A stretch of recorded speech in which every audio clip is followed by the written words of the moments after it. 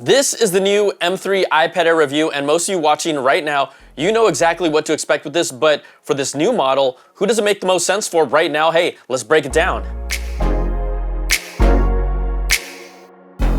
The new M3 iPad Air keeps the same 11-inch and 13-inch sizes. This is the one that I have for review from Apple. This is the 11-inch in purple. It's gonna go right back to them. It keeps the same colors as before with space gray, blue, purple, and starlight, and it keeps the same pricing starting at $599 for the 11-inch, which is this one, and then $799 for the 13-inch. So what's the biggest difference from previous models?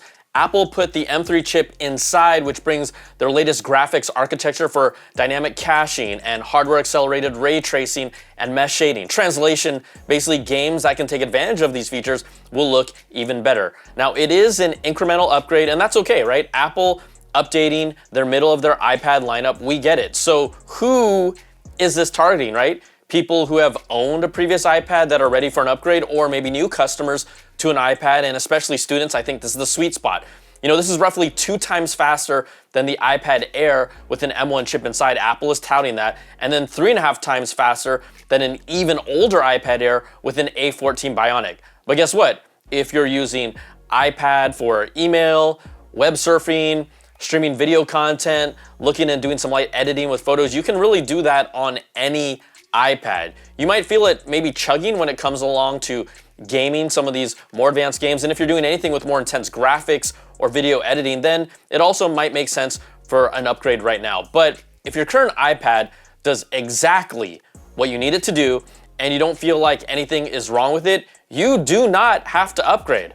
All right, let's take a look to see what's inside the box. Show it off. Whoa! I will peel the paper. Lavender iPad Air. Let's also see what's in here. We've got our manuals. We've got the charging cable and the power adapter. So everything you saw, pretty much what you expect. Now the M3 iPad Air still has a 60 Hz refresh rate display, and for some people that matters and they want something more like the iPad Pro, but for many, it doesn't. And I personally feel that in 2025, as someone who's covered tech for a long time, an iPad in this middle tier, I think it should have a 120 Hz refresh rate.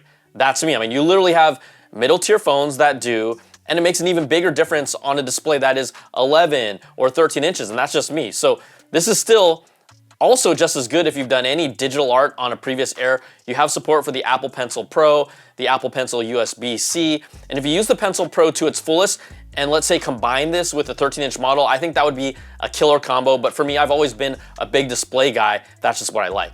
Now here, what else is new? Obviously, Apple Intelligence is supported, so you get all those features like generative Genmojis. You have the image playground in full size on this app, plus access to Siri and ChatGPT. What else is new? Well, the biggest change doesn't come from the iPad Air, but with the Magic Keyboard for the iPad Air. Magic Keyboard for the M3 iPad Air, new generation, new design. Whoop! Covered in paper. And the magnetic keyboard for the new iPad Air is white. The other thing, when we open this up, all right, just dock it in. And the biggest thing that you'll notice right away is it comes with the larger trackpad. I mean, we all love that. It's always welcome. It has a new row here for function keys, so now you can adjust the volume, you can change the brightness, or you have media controls directly on this keyboard. And then a fun little small thing, they actually updated the mute icon. I'm gonna show this up to you close, but it now makes sense where it's a speaker with that slash mark through it.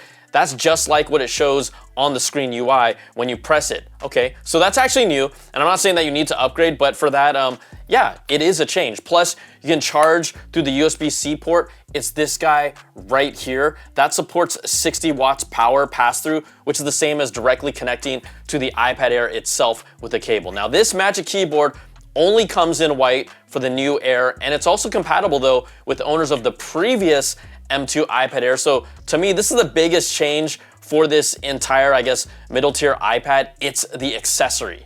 Now, I already mentioned the basic things that the iPad Air does, really what every single iPad does. But if you're wondering, okay, what's the difference in performance of something like, let's say the M4 iPad Pro? Well, you know what? I'm gonna show you. Now, again, this is just for a point of reference. This is not real world, so here's the breakdown. But we have the M3 iPad Air for this review. This has an 8-core CPU, 9-core GPU, while the M4 iPad Pro has a 10-core CPU and 10-core GPU, and that's the current generation, most modern generation of the chip.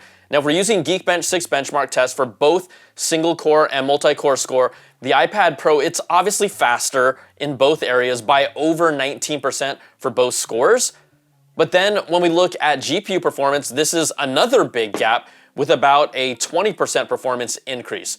So these again are just benchmarks, not real world tests, but it just shows you the difference in power. That's big if you need it. Now the iPad Pro also has the first ever tandem OLED display on an iPad with ProMotion, 120 Hz refresh rate. It has Face ID, but those are maybe, I argue, the two main reasons for anyone who wants to jump up from an Air to the Pro level. But even with all that power difference, you know, I'm taking a big guess here. I would say 97, 98, 99% of people are doing the same thing on this iPad Air that they are doing on the Pro. And most people getting the Pro, they're doing it for the display more than anything else. And I've already mentioned this in previous videos, but if you were upset that the iPad Air doesn't have the M4, well, think about it. One of the key features of the M4 was it was specifically designed to handle the tandem OLED display on the M4 iPad Pro. And I really don't think people are even using all of the power that, let's go back to even the M1 and the M2 iPads are capable of. I just don't. And I've always said that this iPad that everyone should look at first, if they're looking to get one, it has to be the iPad Air. And to me, this is the quintessential iPad if you're in the market. You know, it's where you should start and most likely the model that most of you will get. But if your iPad works just fine for you today and it does everything you need it to do today, hey, just save your money. Now the new M3 iPad Air, again, it starts at $599 for the 11-inch, $799 for the 13-inch. That was same as the prices for the previous generation. It comes in storage options of 128, 256, 512, and a terabyte of storage. Plus, there is a Wi-Fi and a Wi-Fi and cellular option as well, but that is not using Apple's new C1 cellular modem. The new Magic Keyboard, that starts at $269 for the 11-inch and $319 for the 13-inch. That is $30 less than before, and again, it works with the M2 iPad Air as well.